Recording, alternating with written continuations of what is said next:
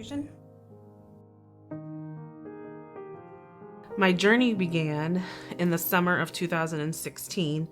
My husband and I were planning my 40th birthday, and we decided to go to New York because I love Broadway. And so I kept having pain, and I remember rubbing, like, oh, it's just anxiety, it's not a big deal. And then when I was in New York, kind of noticed some subtle breast changes. The nipple on the right had kind of pulled back in, and I thought, oh, that's not good. I think I have, I don't know why, it's a gut feeling. I'm sure people have heard that a million times, but in that moment I thought, all right, I have breast cancer. So we finished out our vacation, and I just happened to have my yearly gynecological exam, and I went in and I mentioned to her that I was having pain right here, and she did her manual exam and didn't feel anything, but said now that I was 40, it was time for a mammogram.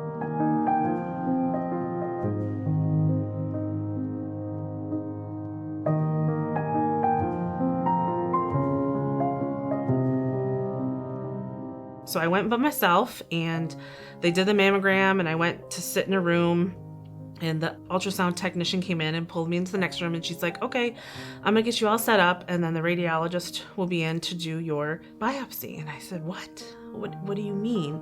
And she said, well, you came in for a lump. And I said, no, I had breast pain, but the doctor couldn't feel anything. And she's like, oh, I'll be back. And she left, and then she went and got the radiologist. On the mammogram, we saw something in the upper inner part of the breast that we think we should further evaluate with ultrasound. And if you're available, we could go ahead and do that in just a few minutes. The following week, I went to meet with the nurse navigator, and she gave me the news that I had breast cancer. Yours is considered a triple positive, and what that means is it's fueled by estrogen and progesterone.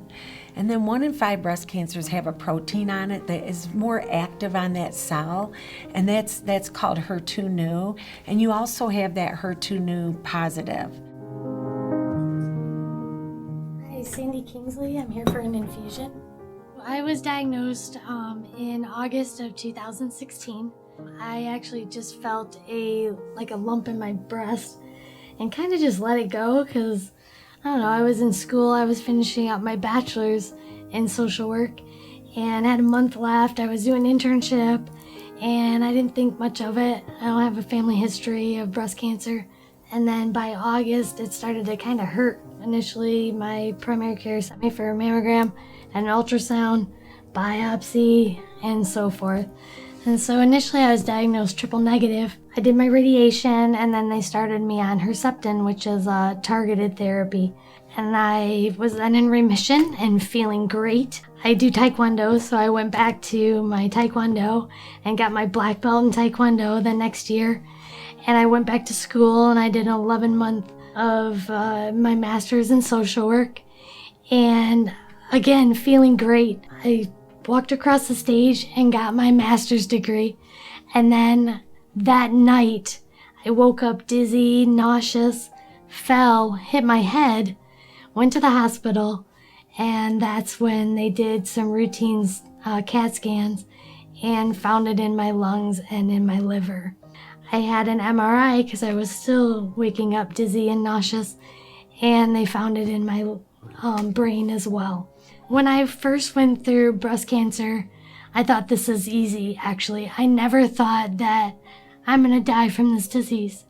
It went pretty easy as far as chemo, radiation, and surgery, and I thought I was free and clear. Maybe it just went too easy.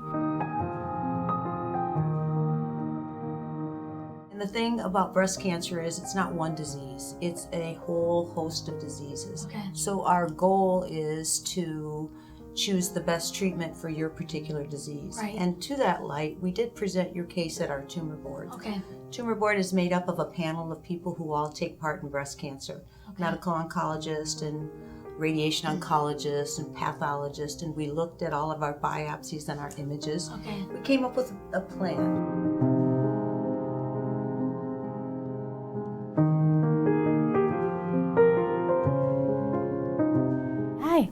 I'm Hi. Sandy. Hi, Sandy. I'm Katie. Nice to meet you, Katie. Nice to meet you too. Have you been here for infusions before? Yeah, I come here every 3 weeks. Okay. Yeah, so do I. Yeah? Mm-hmm. I've had a really great response to my infusions. Good. So right now my scans show that no evidence of disease. Nice. But you know, like with that stage 4, there's no cure. So Exactly. So it's like that forever fight. Like when I Right. was first going through it, I was like, okay, there's different stages. Like I got to get through my chemo, I got to get through my surgery, I got to get through my radiation. Then we're done. yeah. And then now with it metastatic, I'm like, this is forever. Like you is. keep doing treatments until they run out of medications that work or until you're Right. too exhausted to fight. It's a new normal that's kind of just Exactly. It just disrupts the whole family. Like I'm like, now I've got this master's degree and I can't even use it, or I don't even know how to use it.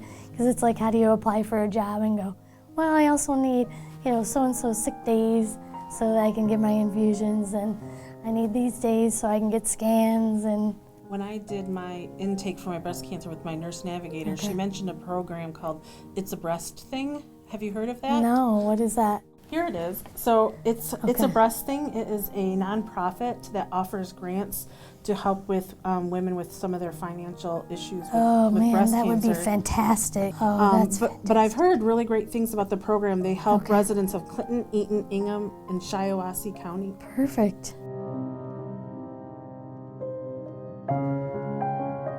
So how did you hear about us? Well, I was talking with a friend of mine, Katie, when we were at our infusion, and she was telling me about It's a Breast Thing.